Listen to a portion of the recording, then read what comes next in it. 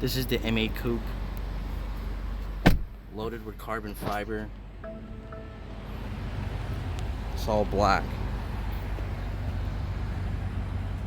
See you guys on the drive. Right now.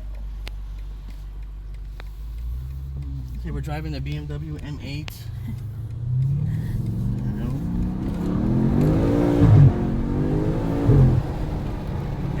It pulls you back in your seat, like you keep leaning back and back. The turbo just spool up so fast.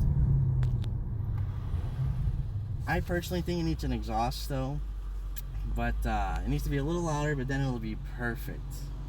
And then you have this very soft steering wheel. You have all this carbon fiber, and the car is black. So, let's see.